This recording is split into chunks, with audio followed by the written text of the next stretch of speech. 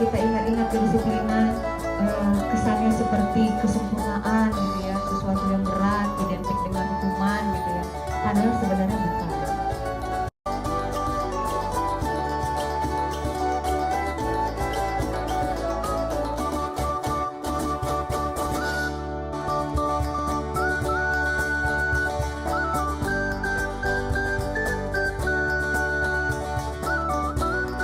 Hari ini kita akan membuat keyakinan kelas. Maka masing-masing dari kalian silahkan tuliskan nanti di kertas ini apa keyakinan kelas yang mau kalian buat. Oke? Kenapa keyakinan kelas? Keyakinan kelas ini nanti akan kita laksanakan bersama. Jadi harus dari kita karena ini harus kita kesepakati. Jadi bukan saya yang buat peraturan, tapi sama-sama kita merumuskan kira-kira apa hal yang bisa kita laksanakan untuk membentuk kondisi yang kondusif di kelas ini. Misalnya kira-kira masuknya harus tepat waktu tidak gitu ya, kebersihan kelas harus dijaga tidak, seperti itu. Oke, jadi silakan masing-masing orang nanti tuliskan lalu silakan tempelkan.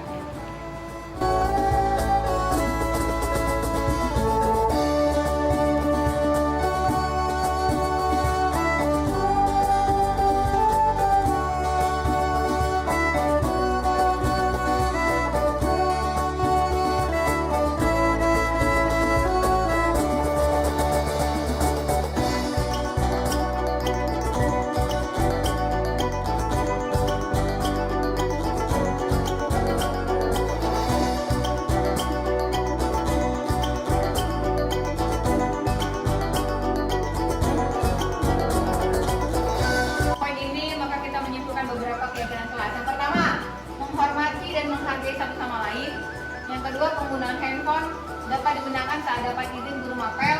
Yang ketiga, menjaga kebersihan lingkungan kelas. Keempat, bertanggung jawab dalam melaksanakan tugas piket. Kelima, disiplin waktu belajar. Keenam, menggunakan sepatu masing-masing. Sudah.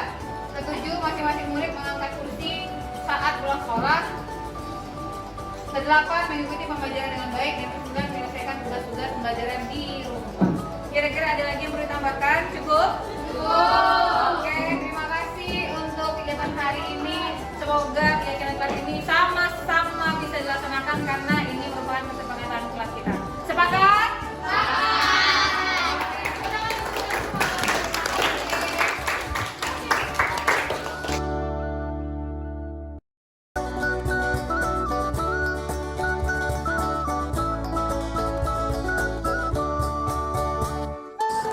Halo Bapak Ibu Guru semua, selamat malam. Apa kabarnya hari ini? Wah, saya lihat Bapak Ibu Guru luar biasa, begitu berantusias untuk hadir pada webinar kita pada hari ini. Saya mau menyapa dulu untuk Bapak-Bapak Guru. Kabarnya Ibu-Ibu Guru hari ini? Selamat malam. Wah, lebih semangat lagi nih ibu-ibu gurunya. Waktu kita sudah sangat malam, tapi saya sangat berterima kasih, memberi apresiasi yang luar biasa untuk Bapak Ibu Guru hebat yang mau bergabung dengan webinar kita pada hari ini. Sebelumnya, alangkah baiknya jika kita berdoa menurut agama dan percayaan kita masing-masing. Doa dimulai. Doa selesai. Pada hari ini, webinar kita itu topik budaya positif. Wah, sepertinya ini topik yang sangat luar biasa, topik yang akan sangat mampu membantu kita sebagai seorang guru untuk dapat mengembangkan pembelajaran di sekolah. Sebelum kita memulai sesi webinar ini, walaupun kedua narasumber kita sudah cukup terkenal, tapi saya akan mengenalkan diri kembali. Yang pertama itu adalah Ibu Tria. Ibu Tria ini adalah salah satu dari guru terbaik di SMA Negeri 1 Nomor Rambe dan juga merupakan salah satu guru favorit di sekolah kita. Narasumber yang kedua yaitu Ibu Eva. Ibu Eva ini juga salah satu guru di SMA Negeri 1 Nomor Rambe dan juga merupakan salah satu guru yang sangat disukai oleh murid-murid. Nah, saya berikan waktunya kepada kedua narasumber ini.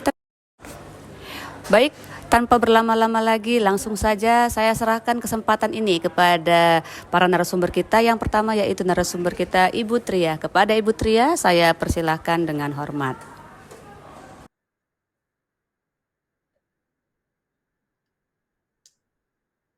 Oke, baik, sudah Ibu Lara. Ya, Assalamualaikum warahmatullahi wabarakatuh. Selamat malam Bapak Ibu guru hebat.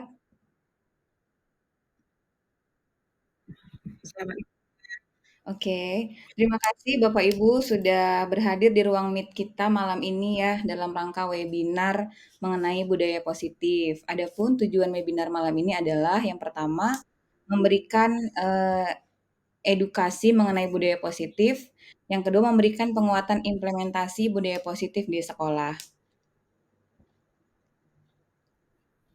Baik, sebelum kita masuk ke materi, saya ingin memberikan sebuah ice breaking kepada Bapak Ibu sekalian, tapi saya harap, Bapak Ibu on cam semua boleh? On cam dulu.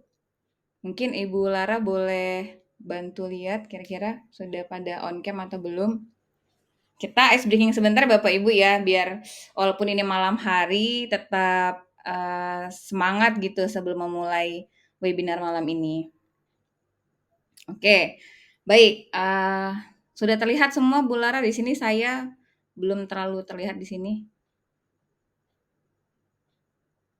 Sudah ya? Sudah on cam ya? Baik. Bapak Ibu, kita di sini akan bermain, siapa dia. Jadi clue-nya itu tujuannya untuk mengenal lebih dalam satu sama lain walaupun mungkin kita sudah saling kenal ya Bapak Ibu ya. Maka, permainannya seperti ini. Misalnya saya orang pertama, saya akan menyebutkan nama, mata pelajaran yang saya ampu, serta warna favorit saya nih. Nah, gitu. Jadi saya akan mengatakan bahwa nama saya Tria, saya guru biologi, saya sukanya warna hitam. Lalu saya akan lempar orang kedua, misalnya saya menunjuk Pak Diki misalnya.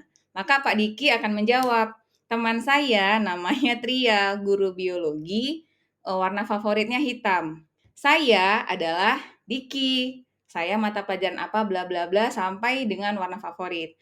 Maka Pak Diki akan tunjuk orang ketiga. Orang ketiga akan mengatakan, teman saya pertama namanya Tria, guru mapel biologi, warna favoritnya hitam, begitu seterusnya. Oke Bapak Ibu, kira-kira paham untuk instruksi permainan ice breaking hari ini, malam ini?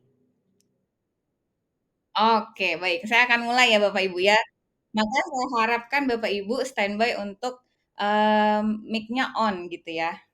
Oke. Baik, saya mulai dari saya ya. Baik, nama saya Tria. Saya mengampu mata pelajaran biologi, warna favorit saya hitam. Orang berikutnya Pak Diki.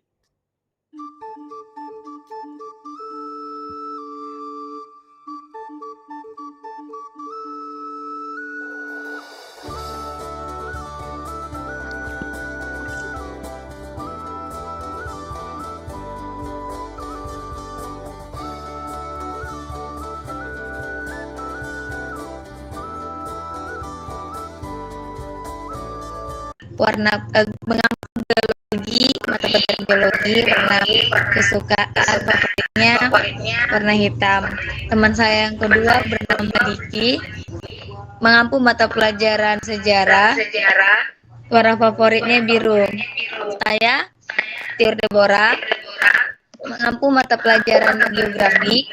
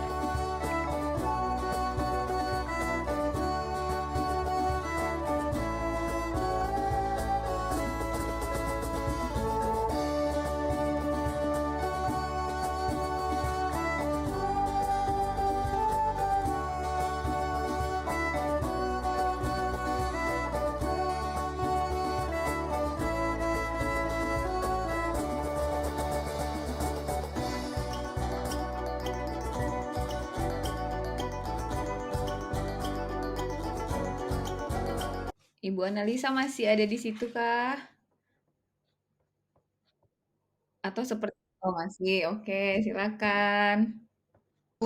Terus Tiur mata pelajaran geografi warna kesukaannya itu hitam. Baru pas Karitar mata pelajaran sosiologi warna kesukaannya itu campur-campur kebingungan. Baru apa lagi ya? Terus Pak Soli Pak Soli apa ya? Pak Soli suka warna biru. Biru apa hitam sih? Bapak suka apa? Dia suka buku kita, Bre. Pak Soli sukanya warna hijau. Terus Kak Ayu, Kak Ayu suka apa Kak? Enggak kamu. Warna kesukaannya warna hitam. Terus Nopo kesukaannya itu warna biru. Baru siapa lagi yang belum disebut? Bu Juni warna kesukaannya itu warna hitam. Biru. Penny warna kesukaannya warna hitam. Terus ya udah gitu. Aku sendiri warna hitam. Udah kan Kak? Kenapa Kak? Oke, selanjutnya siapa? Selanjutnya aku pilih Bu Juni. Udah. Yang belum disebut.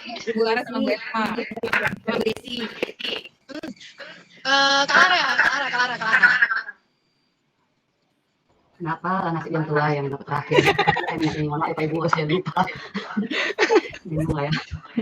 Aduh, yang pertama Ibu Tria, mapel biologi kesukaan hitam. Yang kedua Pak Diki, mapel sejarah kesukaan biru. Yang berikutnya Ibu Tiul, mapel geografi kesukaannya biru. Berikutnya Ibu Juni, kesukaannya biru. Berikutnya Ibu Lampita, geografi kesukaannya hitam. Berikutnya Pak Soli apa Pak Soli tadi?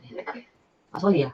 Pak Soli warna kesukaannya hijau, lalu Ibu Rita warna kesukaannya pink atau biru, lalu Ibu Ayu warna kesukaannya hitam ya? Lalu hijau ya sama Pak Soli ya, maaf. Lalu Ibu Penny warna kesukaannya hitam, lalu Ibu Nok kesukaannya biru ya? Oh ya biru. Lalu Ibu Analisa kesukaannya hitam, dan saya sendiri Ibu Lara kesukaannya putih. Terima kasih. Lanjut orang berikutnya Bu Lara. Saya serahkan kepada Ibu Desi. Sorry, Ibu Eva. Oke, terima kasih Bu Lara. Banyak kali dia pernah disebutkan ini ya. Yang pertama itu teman saya, Ibu Tia, mengampu biologi, warna kesukaannya hitam. Kedua, Bapak Diki, sejarah, kesukaannya warna biru. Yang ketiga, Ibu Tur, geografi, kesukaannya warna hitam. Yang keempat, Ibu Juni, mengampu biologi, kesukaannya warna biru. Yang kelima, Ibu Lampita, mengampu geografi, kesukaannya warna hitam. Yang keenam, Bapak Soli, ekonomi, suka warna hijau. Yang berikutnya, Ibu Rita, sosiologi, banyak warna. Yang berikutnya, Ayu, sejarah, warna hijau. Feni, matematika, warna hitam. Nop, geografi, warna biru. Analisa, Ibu BK, sukanya warna hitam tadi. Lalu Ibu Lara, bahasa Inggris, putih. Itu kayaknya. Oke. Masih adakah yang belum? Masih terakhir Ibu Desi. Ibu Desi, saya lempar ke Ibu Desi.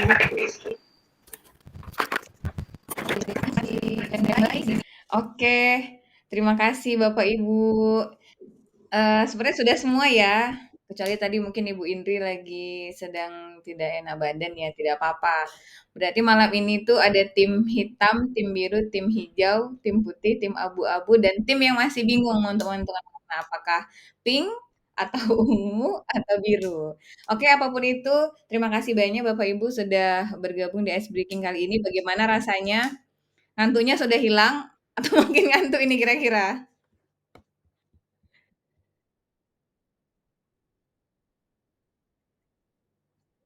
Iya, Pak, memang tujuannya untuk meningkatkan konsentrasi, Pak. Kan malam ini saya kan mau lihat nih kira-kira siapa ya kan yang masih konsentrasi supaya, semangat ya ngikutin webinar malam hari ini. Baik, mungkin Bu Lara, bisa lanjut kita, masuk ke materi ya.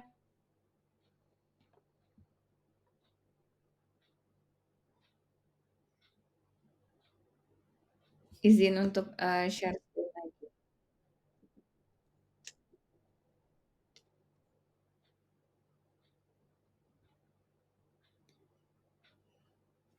Ya, baik. Sebelum masuk ke materi, saya beri sedikit pantun ya Bapak Ibu, biar makin cas ini, karena makin malam biasanya cobaannya semakin berat. Oke, lebaran makan ketupat, makannya ditambah sambal teri. Cakepnya mana? Oke, teman-teman tetap semangat untuk mengikuti webinar malam ini. Baik. Oke, terima kasih. Ya, saya langsung saja. Materi malam ini webinar adalah mengenai budaya positif. Maka diharapkan nanti kita bisa sama-sama berkolaborasi untuk mengimplementasikan mengenai budaya positif di sekolah kita. Adapun beberapa konsep-konsep inti dari budaya positif yang mungkin harus kita kulik dulu ya sebelum menerapkan atau memudayakan budaya positif ini di sekolah. Yang pertama ada disiplin positif, yang kedua ada motivasi perilaku manusia, yang ketiga ada keyakinan kelas, yang keempat ada kebutuhan dasar, yang kelima ada posisi kontrol, dan yang keenam ada segitiga restitusi. Maka nanti keenam materi ini akan disampaikan oleh saya dan Ibu Eva secara bergantian. Oke, next Ibu Lara. Maka yang pertama, pembahasan kita adalah mengenai disiplin positif. Disiplin positif itu apa sih sebenarnya ya?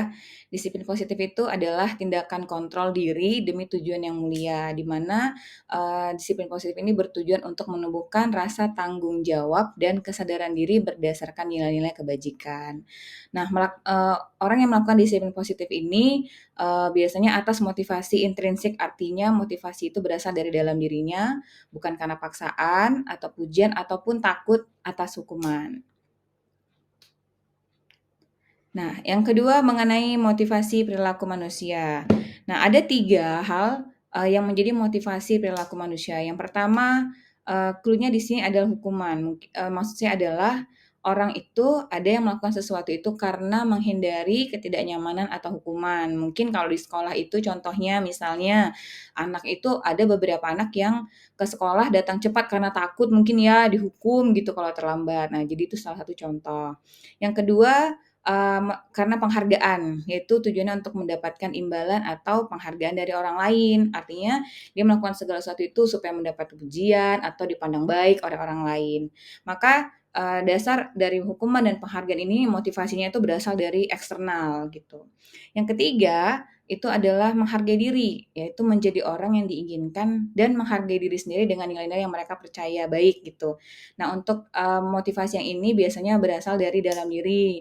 Contoh misalnya dari sekian banyak anak itu pasti ada yang dia datang ke sekolah tepat waktu itu karena tahu memang itu aturannya dan itu memang dilakukan karena keinginan dia sendiri. Itu contohnya Bapak Ibu. Dari ketiga ini memang yang paling diharapkan adalah kita itu melakukan segala sesuatu itu memang untuk menghargai diri kita. Artinya motivasi itu berasal dari dalam diri kita. Boleh next Ibu? Next, Bu Lara. Nah, poin berikutnya adalah mengenai keyakinan kelas. Dari keyakinan kelas ini ada beberapa hal yang harus diperhatikan. Yang pertama, membentuk kesepakatan, yaitu mewujudkan terbentuknya keyakinan kelas dengan membentuk kesepakatan antara guru dengan murid.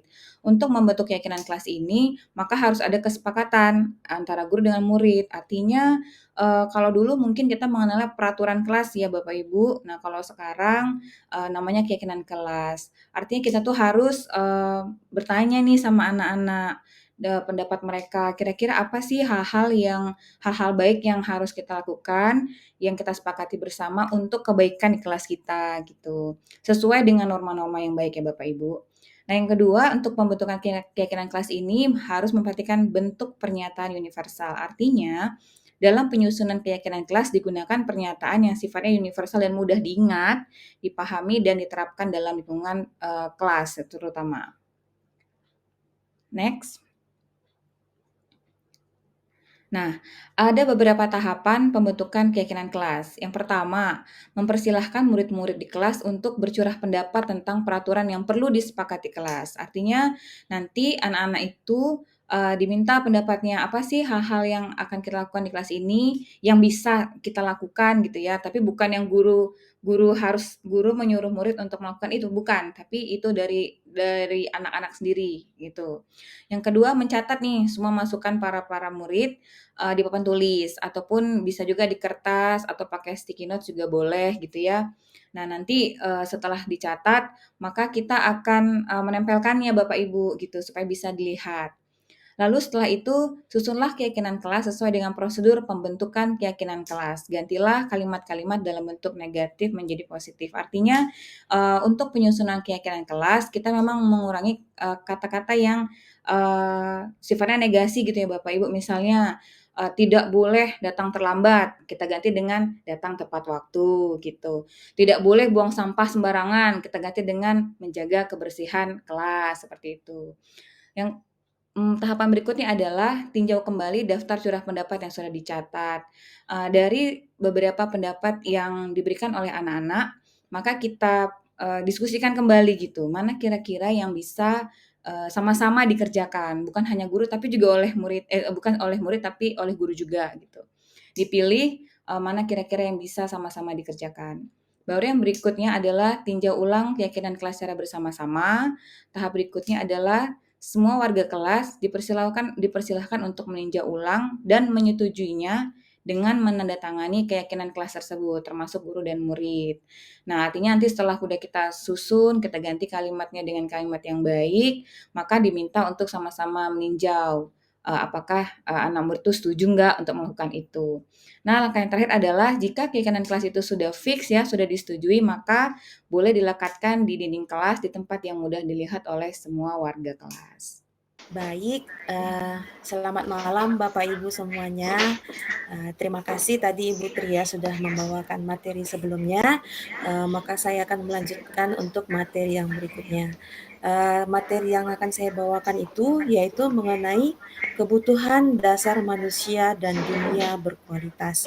Jadi ada 5 kebutuhan dasar ya. Kita sebagai guru harus mengetahui 5 kebutuhan dasar yang harus dipenuhi bagi kita dan terkhususnya bagi murid-murid kita ya. Yang pertama itu kebutuhan dasar untuk bertahan hidup, yang kedua itu kasih sayang dan rasa diterima, yang ketiga itu penguasaan, yang keempat kebebasan, yang kelima kesenangan. Next Bu Lara. Iya, kebutuhan dasar yang pertama itu kebutuhan bertahan hidup ya. Kalau kebutuhan bertahan hidup ini dia itu bersifat fisiologis. Misalnya kesehatan, rumah, dan makanan. Kebutuhan bersifat biologis misalnya reproduksi. Komponen psikologis misalnya rasa aman. Next. Kebutuhan yang kedua yaitu kasih sayang dan rasa diterima. Nah, ini kebutuhan psikologis misalnya, rasa ingin disayangi dan diterima dalam koneksi sosial, memberi dan menerima kasih sayang, kebutuhan ingin terhubung dengan orang lain, rasa yang ingin disukai dan diterima oleh lingkungannya. Jadi misalnya anak-anak kita yang kebutuhan kasih sayangnya ini kurang, ini bisa terlihat di misalnya kalau kita di dalam kelas ada murid yang memang suka cari perhatian kepada guru atau kepada teman-temannya, ini bisa kita lihat berarti dia ada kebutuhan kasih sayang yang belum didapatkannya mungkin dari keluarga atau di sekitarnya begitu. Next Ibu Lara. Yang ketiga yaitu penguasaan. Penguasaan ini kebutuhan pengakuan atas kemampuan, berhubungan dengan kekuatan untuk mencapai sesuatu, menjadi kompeten, terampil, dan diakui atas prestasi dan keterampilannya, didengarkan, dan memiliki rasa harga diri. Jika kebutuhan ini tinggi, biasanya anak tersebut selalu ingin menjadi pemimpin, mengamati sebelum mencoba, dan kecewa atas kegagalan. Nah, biasanya kalau kita bikin kelompok, ini anak-anak yang seperti ini dia pengen jadi ketua kelompok gitu. Jadi ada kepuasan bagi dia ketika dia menjadi ketua, lalu teman-temannya itu akan menuruti apa yang dia katakan gitu. Berarti itu dia ada hal yang dipuaskan dari dia, ada penguasaan terhadap teman-temannya seperti itu ya. Next, Bu Lara. Yang berikutnya adalah kebebasan. Ini kebutuhan akan pilihan, kebutuhan akan kemandirian, otonomi, memiliki pilihan dan mampu mengendalikan arah hidup seseorang.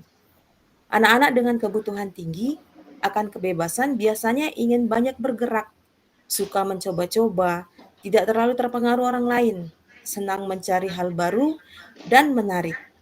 Ya, kalau misalnya di kelas biasanya kita lihat ya anak-anak yang seperti ini yang kalau misalnya dia kurang pada kebutuhan kebebasan ini biasanya tingkah lakunya di kelas ini banyak gitu. Mungkin dia di luar ini kurang akan kebutuhan dasar kebebasan ini. Mungkin kan contohnya juga kita murid-murid kita banyak yang bekerja sampai malam. Kalau kita perhatikan gitu misalnya di kelas kan banyak murid-murid kita yang onar di kelas, tapi ternyata setelah kita tanya memang dia punya tanggung jawab yang besar di luar gitu. Jadi dia kebebasan dia di luar itu kurang, sehingga dia buat sesuatu hal di sekolah yang bisa dia rasa untuk memenuhi kebutuhan dasar dia itu gitu. Seperti itu kira-kira. Next Bu Lara. Yang berikutnya adalah kesenangan. Ini kebutuhan untuk merasa senang. Kebutuhan untuk mencari kesenangan, bermain, dan tertawa. Anak-anak dengan kebutuhan tinggi akan kesenangan biasanya ingin menikmati apa yang mereka lakukan dan berkonsentrasi tinggi saat mengerjakan yang disenangi. Nah, itu dia kira-kira 5 kebutuhan dasar ya yang seharusnya ada gitu pada diri murid kita. Kalau kita lihat murid kita mungkin kelakuannya sudah berbeda atau di luar kontrol anak-anak yang masih ini gini yang biasa gitu. Berarti kita sebagai guru mulailah kita berpikir gitu. Berarti ada ini kebutuhan dasar anak ini yang nggak terpenuhi gitu. Maka kita sebagai guru diminta untuk paham dengan mereka gitu. Seperti itu dia. Next. Lalu yang berikutnya, ini posisi kontrol seorang guru. Ini ada penghukum, pembuat merasa bersalah, teman, pemantau, dan manajer. Nah, coba kita selama ini kita berada di mana ini kira-kira ya? Apakah kita menjadi guru yang penghukum atau yang mana gitu? Next, Ibu.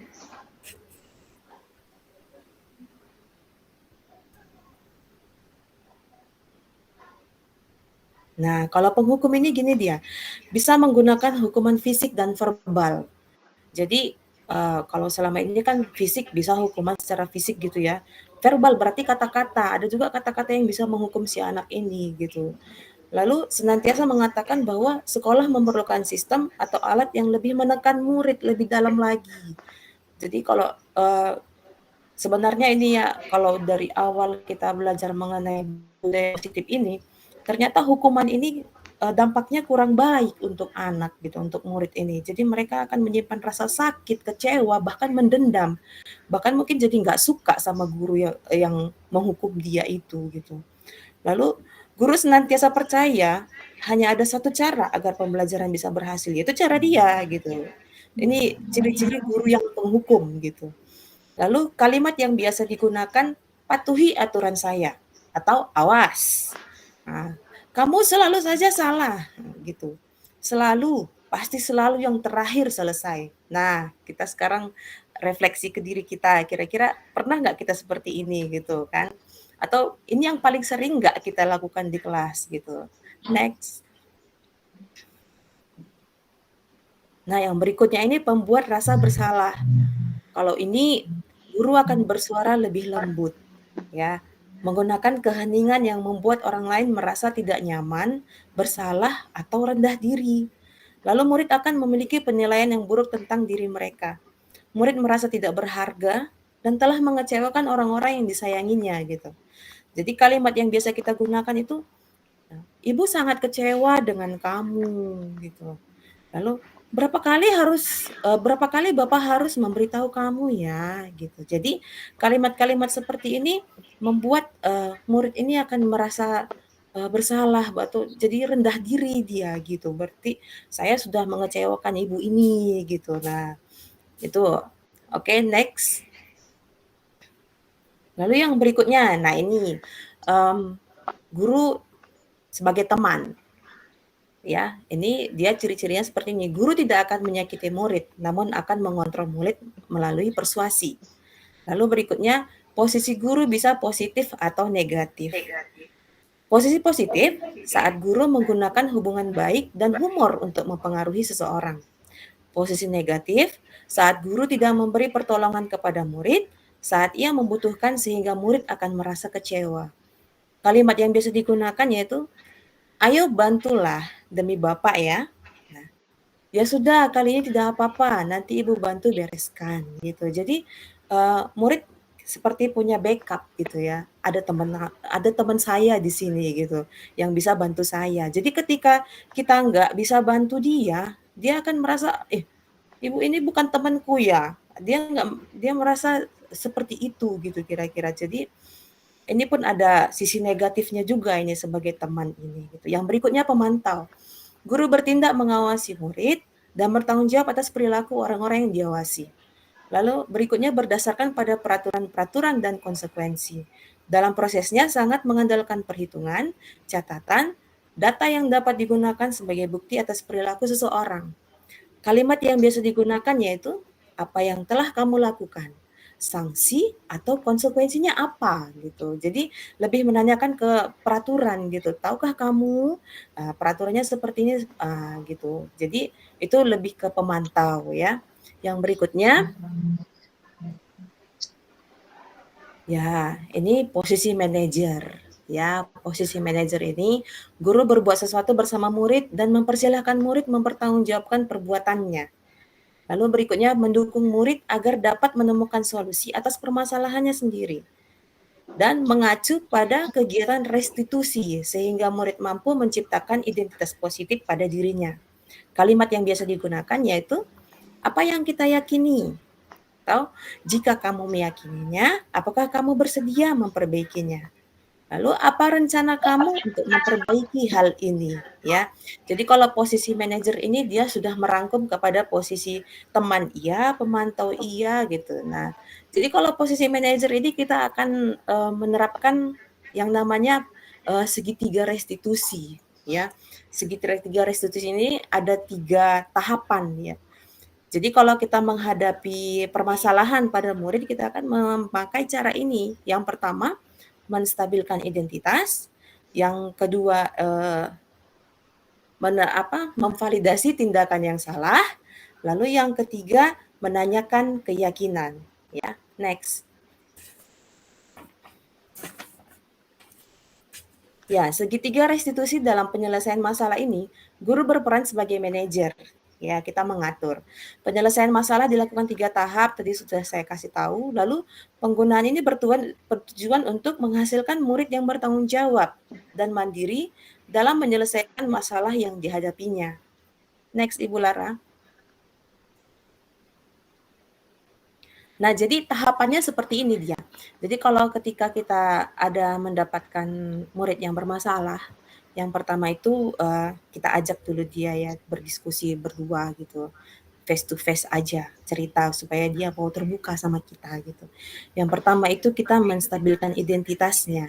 Menstabilkan identitas ini maksudnya gini, bertujuan mengubah identitas gagal menjadi identitas sukses. Yang berikutnya berdasarkan bahwa setiap orang melakukan kesalahan dan kesalahan adalah proses pembelajaran. Jadi kita yakinkan kepada anak ini bahwa ya wajar, setiap orang pernah melakukan salah. Jadi ketika kita berkata seperti itu mungkin dia bisa lebih terbuka untuk berbicara dengan kita gitu. Jadi oh iya ya gitu. Lalu yang kedua kita validasi tindakan yang salah. Bertujuan memenuhi kebutuhan dasar agar menemukan cara untuk memenuhi kebutuhan tersebut. Guru harus berpikir secara proaktif. Jadi kita di sini mempertanyakan ya pasti kamu kan punya alasan ya kenapa kamu melakukan itu. Kenapa kira-kira gitu. Jadi si murid ini akan bercerita kepada kita gitu ya. Mengapa dia bisa melakukan hal tersebut gitu. Lalu yang berikutnya menanyakan keyakinan. Bertujuan memunculkan motivasi internal ya, motivasi dari dalam dirinya sendiri, menghubungkan antara nilai-nilai yang dipercaya dengan tindakan yang berpindah jadi orang yang diinginkan. Tadi kan kalau Ibu Tria bilang kan sudah ada keyakinan kelas. Jadi sudah ada nilai-nilai yang disepakati di dalam kelas. Jadi kita pertanyakan kembali kepada murid ini, apa kira-kira yang diyakininya? Apakah dia bisa meyakini nilai-nilai yang sudah disepakati di dalam kelas seperti apa gitu. Jadi dari sini nanti murid akan memiliki solusi sendiri gitu dari apa yang sudah dilakukan dia gitu. Jadi nggak harus kita, kamu nanti harus seperti ini ya, enggak. Kita tanyakan kepada muridnya, nanti mau kamu habis ini bagaimana? Jadi sudah terjadi seperti ini. Menurutmu bagaimana? Bagaimana kamu berikutnya gitu. Seperti itu dia kira-kira. Memang agak sulit ya, tapi pelan-pelan kita harus belajar dengan hal-hal seperti ini. Karena banyak hal yang terjadi dengan hukuman ini, banyak hal negatif ya pada murid ya. Nah, begitu dia kira-kira materi yang bisa saya sampaikan. Tadi Ibu Tria membuka dengan pantun, saya tutup lagi dengan pantun. Ya. Tahun baru makan enak. Cakep. Asik. Yes. Hati gembira, sukacita. Bapak Ibu terima kasih banyak. Semoga semua sehat dan bahagia. Terima kasih. Yeay, kita beri tepuk tangan secara virtual.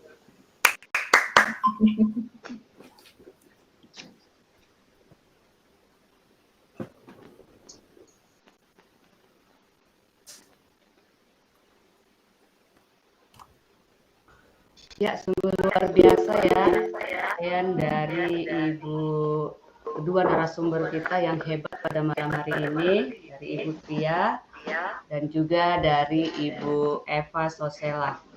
Ini sebenarnya kehidupan guru ya, kehidupan guru yang terus dipelajari, terus terjadi. Itu sebabnya kenapa guru itu harus banyak belajar sebenarnya. Belajar mengajar. Jadi di sini kita akan ada sesi tanya jawab. Saya buka untuk kuarter pertama. Ya, Pak Soleh sudah tidak sabar. Dia sudah mengangkat tangan. Kira-kira hari ini bagaimana pertanyaannya? Dan saya harap semua pertanyaannya ini adalah yang sifatnya untuk membangun sekolah kita juga ya, untuk menambah wawasan kita dalam mengatasi masalah di sekolah dengan benar. Kepada Pak Soleh, saya persilakan. Terima kasih Ibu Rata atas waktu dan kesempatannya. Untuk Ibu Tria dan Ibu Eva atas pemaparan saya merasa sangat bermanfaat untuk saya secara pribadi dan dengan apa pemaparan ini saya semakin yakin keberadaan guru dan gerakan calon guru gerak di sekolah akan membawa perubahan signifikan ke arah kemajuan dan perbaikan SMA Negeri 16 Morambi. Saya yakin dari pemaparan tentang budaya positif yang disampaikan oleh kedua ibu calon guru penggerak ini, jika budaya positif ini kita mampu laksanakan atau paling tidak menyampaikan 50% atau 70% pun dalam lingkungan kita di Semansana Morambi, saya pikir Ibu analisa tidak susah-susah lagi dalam pelaksanaan tugasnya sebagai konseling di sekolah. Dan yang saya lihat tadi di sini lebih ke arah psikologisnya, betul-betul kita menjaga karakter dari anak didik. Yang menjadi pertanyaan saya tadi atas pemaparan motivasi perilaku, di mana motivasi perilaku itu tadi saya klasifikasikan atas dua bagian. Motivasi perilaku internal itu menyangkut penghargaan terhadap diri sendiri, dan perilaku eksternal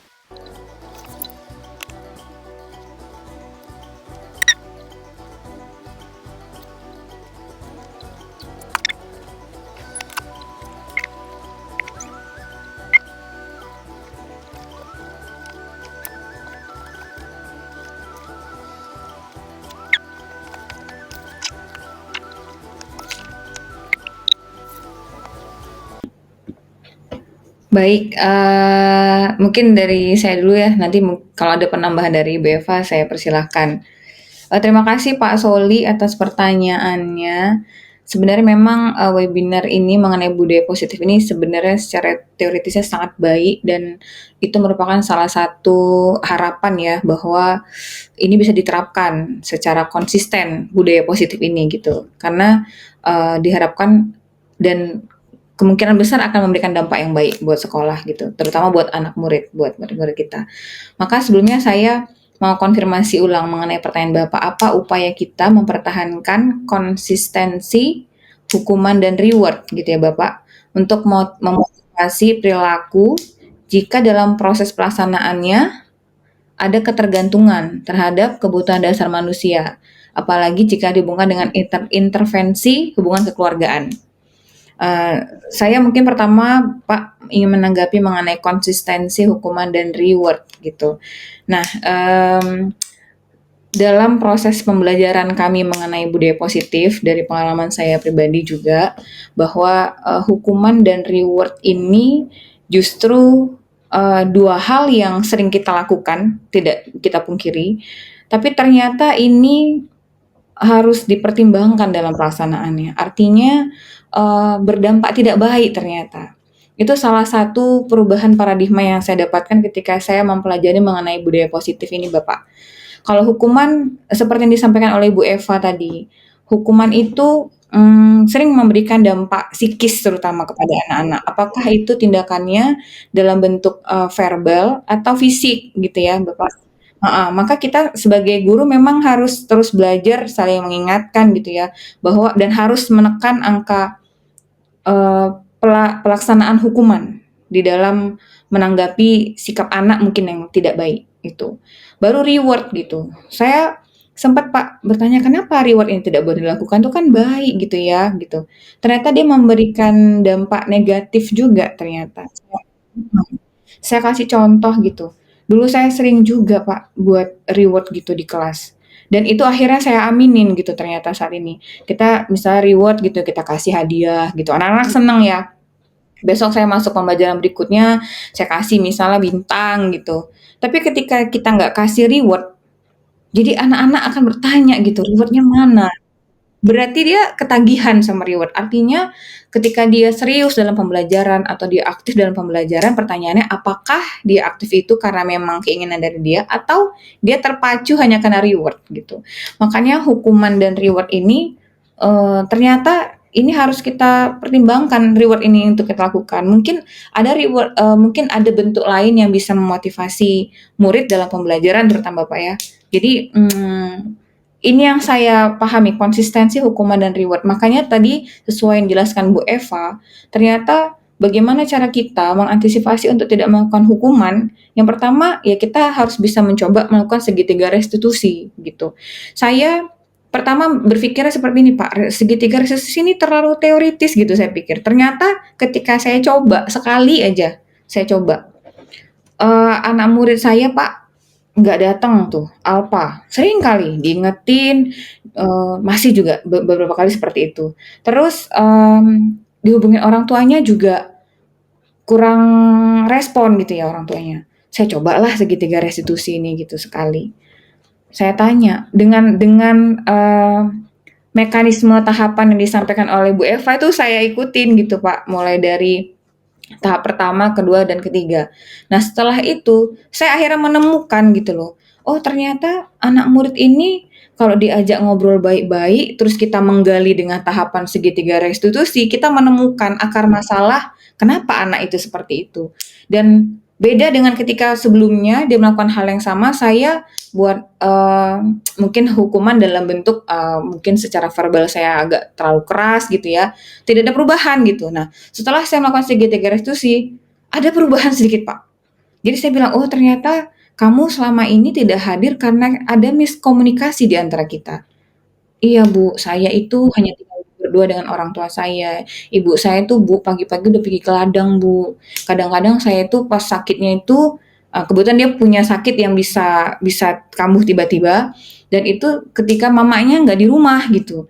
Jadi, "Bu, saya maaf ya Bu, saya begini-begini, saya tidak bisa menyampaikan surat ke sekolah." Jadi saya bilang, "Oh, kalau begitu." Jadi dengan tahapan segitiga restitusi dia akhirnya menemukan, akar masalahnya sendiri, saya yakinkan juga akar masalah itu sampai dia menemukan solusinya. Akhirnya mulai dari situ dia mulai kirim surat. Jadi saya bilang, "Jadi kamu apa yang harus kamu jadi kira-kira apa yang harus kamu perbaikin?" Saya bilang gitu. "Iya Bu, nanti saya akan jaga kesehatan saya juga akan menyampaikan sama orang tua saya mengenai kondisi ini Bu, bahwa harus kirim surat." Alhamdulillahnya Pak, kebetulan itu ternyata berdampak baik segitiga restitusi. Nah, jadi saya mungkin ingin menanggapi mengenai konsistensi hukuman dan reward ini Pak. Mungkin kita harus mencoba bergeser walaupun ini saya yakin tidak akan seindah dan semudah yang secara teoritis, tapi ini pasti akan memberikan dampak walaupun dampak baik walaupun itu cuma sedikit Pak. Mungkin kita perlu coba, jadi kita konsentrasinya mungkin tidak harus di hukuman dan reward dulu, tapi coba kita mulai menerapkan segitiga restitusi. Kalau dari saya seperti itu Bapak. Mungkin Bu Eva ada pengalaman juga, apakah sudah mulai menerapkan atau Bapak Ibu yang lain mungkin, karena sebenarnya kan webinar ini juga merupakan salah satu ajang sharing kita ya, karena kita punya problem yang agak berbeda mungkin di kelas, di lapangan. Kalau dari saya mungkin cukup segitu Ibu Lara. Terima kasih. Ya, baik. Terima kasih untuk Ibu Tria dan juga Pak Soli. Ya, ini memang pertanyaan sekaligus masukan yang sangat membantu kita. Memang harus kita akui bahwa penerapan punishment dan reward ini perlu ditindaklanjuti, perlu dipikirkan kembali, dan ini menjadi PR bersama. Ya, seperti yang kata Ibu Tria tadi, ini gak gampang. Pasti butuh banyak kesabaran, dan ini juga penerapannya tidak bisa 1 hari 2 hari atau dalam beberapa waktu, tapi panjang Bapak Ibu ya. Nah, itu mungkin yang bisa saya tanggapin dari pernyataan Ibu Tria dan juga Pak Soli. Mungkin ada yang mau menambahkan, sekedar menguatkan oh iya, ini ada yang raise hand, ini Ibu Eva. Saya persilakan kepada Ibu Eva. Atas kesempatannya, saya menambahi dari yang dibicarakan Ibu Tria tadi. Setelah kita mengikuti pelatihan ini, ternyata kami mendapatkan fakta yang dikemukakan oleh para ahli bahwa hukuman dan penghargaan itu ternyata merusak proses pembelajaran yang sesungguhnya gitu. Jadi ternyata ada negatifnya ketika kita memberikan hukuman dan penghargaan ini kepada murid. Jadi ketika kita memberikan hukuman kepada murid, mereka akan merasa sedih, merasa kecewa, bahkan bisa mendendam dan amarah kepada gurunya gitu. Begitu juga dengan penghargaan. Penghargaan akan memberikan ketergantungan kepada si anak ini. Ketika tidak diberikan penghargaan lagi, motivasinya berkurang dalam mengikuti pembelajaran gitu ya kan. Nah, jadi kalau mengenai segitiga restitusi ini mungkin merupakan cara yang terbaik untuk kita bisa menyelesaikan masalah. Kita mendengarkan murid, kita tanyakan mereka, kita menstabilkan identitas gitu kan. Jadi mereka tuh lebih terbuka kepada kita gitu. Jadi mereka akan menceritakan masalah mereka seperti apa. Kita juga mendengarkan mereka, bagaimana mereka menyelesaikan masalah mereka, dan kita kembali kepada kesepakatan yang kelas yang sudah kita buat sebelumnya gitu.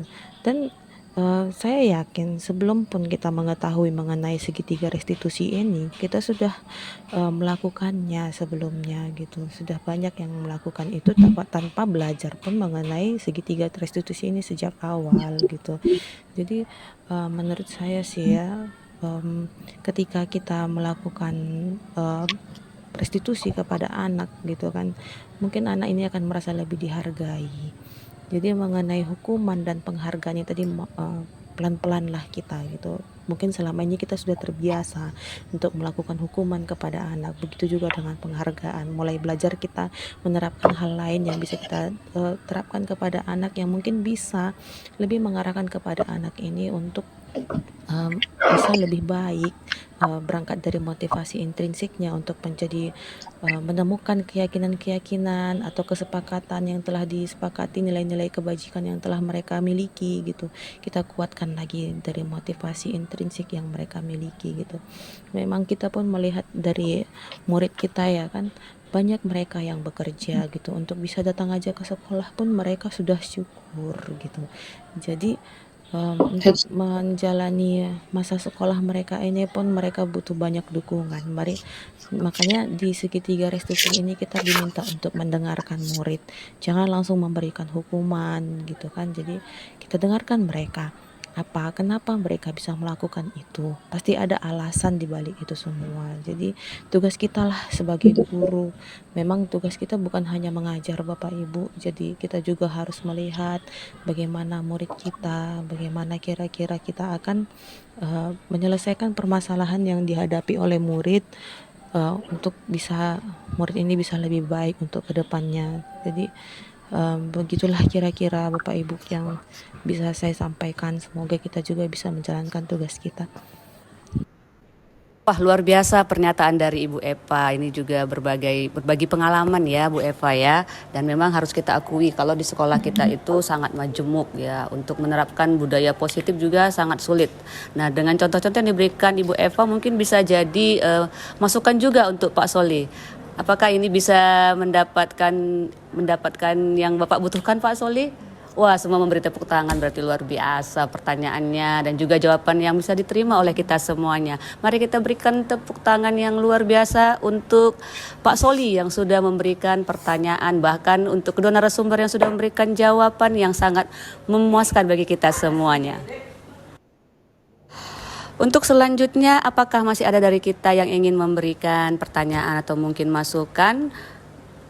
Ya, saya melihat ini ada Ibu Lampita. Wah, ini senior ini. Dia ingin memberikan mungkin pertanyaan atau jawaban atau apa. Kita tunggu saja apa yang ingin disampaikan oleh Ibu Lampita. Kepada Ibu Lampita saya persilakan waktu dan tempat.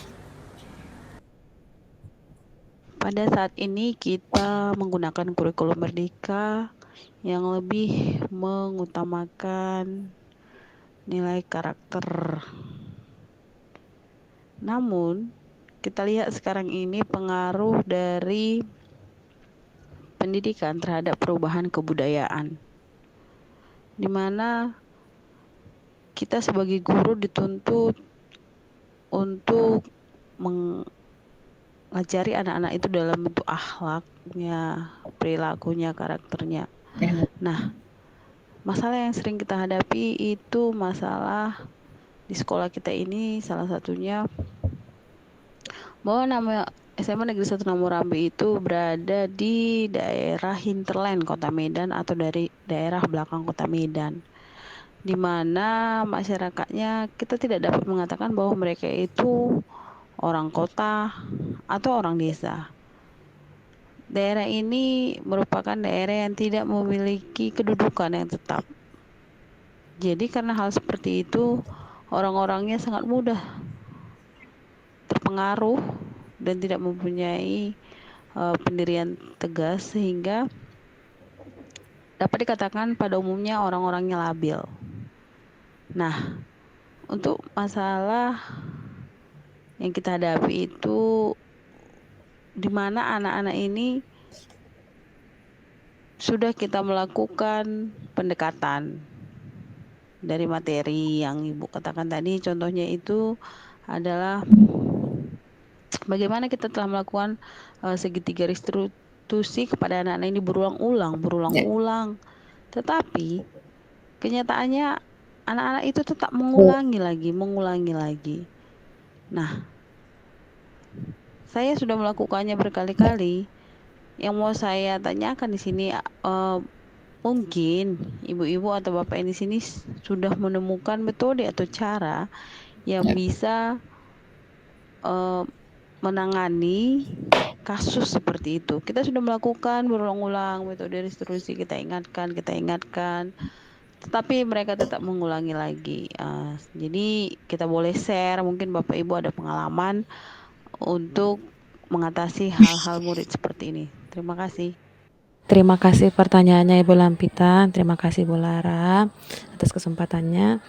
Satu kata yang ingin saya sampaikan untuk menjawab pertanyaan Ibu Lampita, yaitu sabar.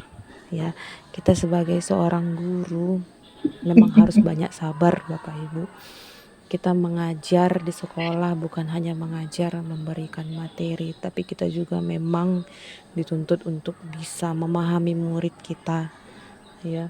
Jadi memang ada beberapa murid kita yang memang butuh perlakuan yang berbeda gitu ya. Ada memang yang berkali-kali melakukan kesalahan, sudah dilakukan restitusi seperti yang dikatakan Ibu Lampita tadi. Awalnya mungkin berhasil ya, mungkin ada perubahan, tapi itu sebentar. Tapi ternyata dilakukan lagi untuk di waktu yang akan datang, direstitusi lagi kembali gitu. Tapi ternyata hasilnya anak ini ternyata melakukan kesalahannya lagi. Nah, di sini kalau terjadi hal seperti ini, ya menurut saya, ayo kita libatkan orang tuanya. Boleh kita komunikasi dengan orang tuanya. Bagaimana kira-kira bisa kita menemukan solusi dengan mereka? Ataukah kita bisa melihat ada kebutuhan dasar pada si anak ini yang tidak terpenuhi? Apakah misalnya kebutuhan dasar akan kasih sayang gitu? Karena kalau kita lihat di antara murid-murid kita ini banyak sekali mereka ini ternyata yang orang tuanya itu kerja dari pagi sampai malam gitu. Jadi mereka tidak bisa mengontrol anak mereka ini atau tidak bisa banyak waktu yang dihabiskan bersama anaknya gitu. Jadi banyak anak-anak ini yang seperti kehilangan cinta kasih dari orang tuanya gitu karena tidak ada kebersamaan bersama orang tuanya. Maka itu bisa kita komunikasikan bersama orang tuanya. Pasti orang tua juga ingin yang terbaik untuk anaknya. Jadi ketika kita komunikasi, kemungkinan si anak ini butuh ini, jadi orang tuanya bisa berpikir gitu apa yang bisa diberikannya untuk anak ini untuk berikutnya gitu. Kita tetap berusaha, kita harus tetap sabar. Memang inilah kita sudah menjadi guru, berarti kita sudah ya memang harus melakukan hal seperti ini ya Bapak Ibu. Jadi jangan pernah menyerah, jangan pernah lelah. Ayo kita semangat melakukan hal-hal praktik baik yang bisa kita lakukan di sekolah kita. Tapi kalaupun misalnya anak ini tetap tidak bisa berubah setelah kita melakukan banyak restitusi, ya kita juga nggak bisa memaksakan diri kita ya. Kita kembalikan lagi kepada si anaknya. Ya, biarlah dia yang menerima proses ini, biarlah dia yang menjalani. Untuk berikutnya kita tetap berusaha, berupaya, dan kita berdoa supaya anak ini nanti ya mudah-mudahan suatu saat akan diubahkan, akan menjadi anak yang lebih baik gitu ya, seperti yang kita harapkan, yang seperti orang tuanya harapkan gitu. Begitulah kira-kira ya, kita jangan pernah lelah. Tapi semoga apa yang kita lakukan ini boleh nanti menjadi ya berkat untuk anak-anak ini juga semua, untuk kita juga, untuk bisa kita melakukan pekerjaan kita dengan tulus dan ikhlas untuk memberikan yang terbaik bagi anak-anak kita semua. Nah, demikian yang bisa saya sampaikan kira-kira Ibu Lampita. Terima kasih banyak atas pertanyaannya. Saya kembalikan kepada Ibu Lara. Terima kasih. Ada yang mungkin ingin ditambahi Ibu Tria?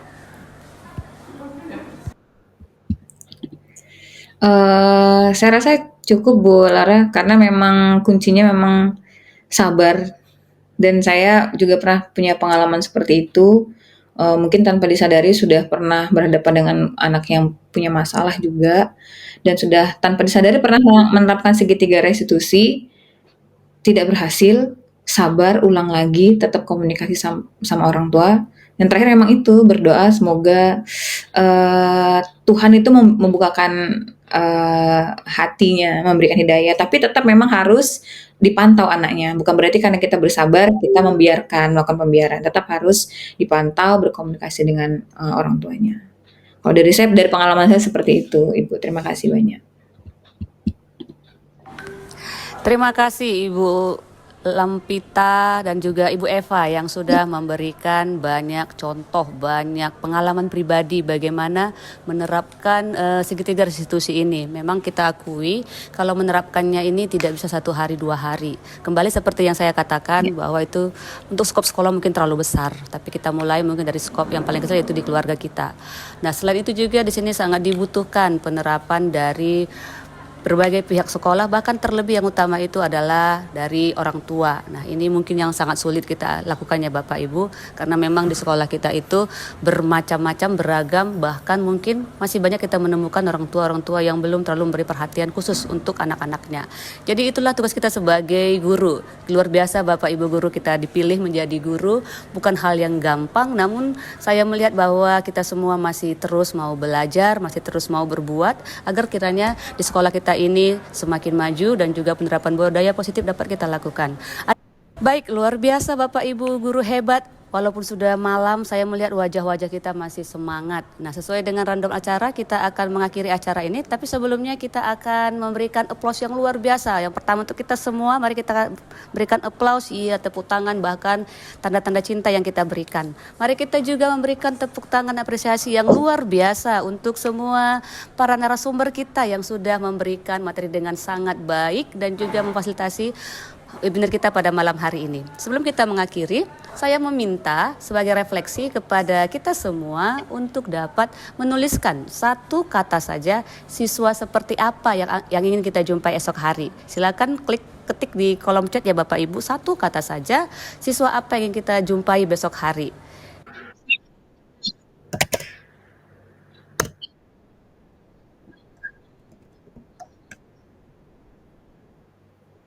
Wah, iya, ada Bu Lampita mengatakan rapi, iya, ada yang mengatakan Ibu Tria bilang santun, Ibu Eva bilang semangat, Ibu Uritar bilang semangat, Ibu Feni bahagia, Ibu Juni semangat. Nah, ini Pak Soli sabar. Nah, ini yang luar biasa ya. 5 kata, 5 huruf maaf, S, A, B, A, dan R. Tapi mengerjakannya Bapak Ibu luar biasa ya.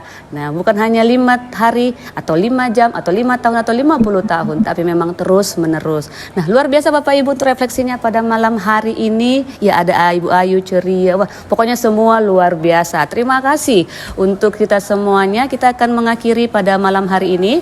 Tapi sebelumnya jangan lupa kami ingatkan bagi kita semua untuk mengisi presensi yang sudah dibagikan di grup kita, dan saya diharapkan semuanya bisa mengisinya tepat pada waktu. Selanjutnya kita akan mengakhiri acara kita. Mari kita berdoa menurut agama dan percayaan kita masing-masing. Doa dimulai.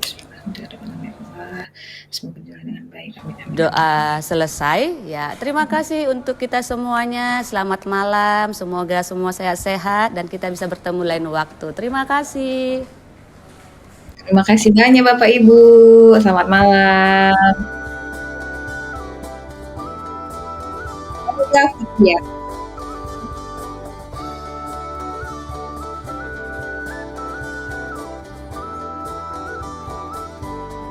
Betul, on cam dulu Bu Lara sepertinya.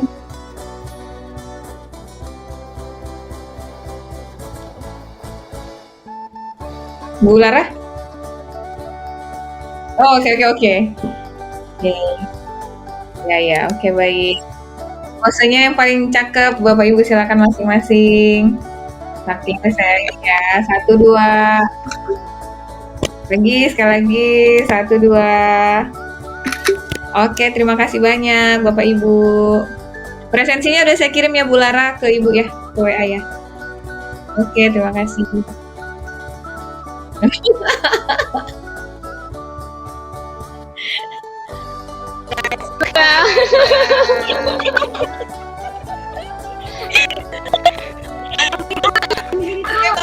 Dua.